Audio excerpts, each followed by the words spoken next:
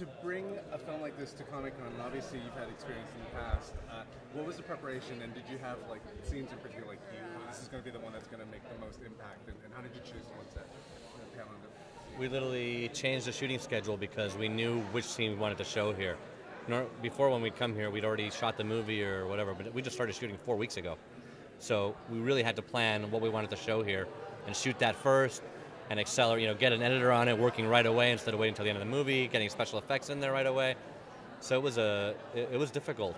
And thanks to Universal and DreamWorks for supporting that, because it takes a little bit more money and it takes a little bit more effort on our part, and they didn't have to do that. But John felt it was important that we show people here a year in advance what the tone of this movie was and what it might be.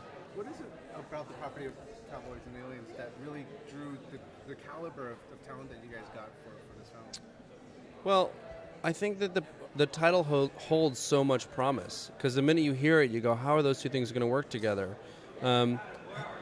And for us, it was all about finding ways to pay homage to the things that we love most about both genres and figuring out where they meet and how they connect. Bringing John onto the movie was so important because John is a master of tone. He really understands where comedy lives and where drama lives, and the balance between those two things. And he also understands that for genre, you have to essentially take it seriously, and if you do that, you can have fun and play within that context. But if you don't do that, if you're winking at the audience, they check out. And that was huge for us. I think that's why the actors responded, because they knew it wasn't a joke. They saw that there were real parts in there, taking the world real seriously, and they have things to play, not only with the spectacle of it, but with each other. So big confidence builder that they all said yes. You've been working with Harrison and also Daniel and watching their kind of process and stuff. Like, has it surprised how they deal with the stuff, and do you get this gleeful, like, who's reading my line at this moment? It never gets old. It literally never gets old. It's insane that they know our names, first of all. On a daily basis, it's just weird. But it's amazing, too, because, obviously the promise of Indiana Jones versus James Bond is wonderful and extraordinary, but it raised the bar for us massively, because now you really have to make a movie that's going to live up to that expectation. There's things you can never write into a script that they know, because they are such learned film actors and movie stars, really. These guys are both good actors and they're movie stars. And they do things in moments that you would never think of that we'll take credit for, obviously. Once it's in the movie, we'll say, yeah, that was in the script.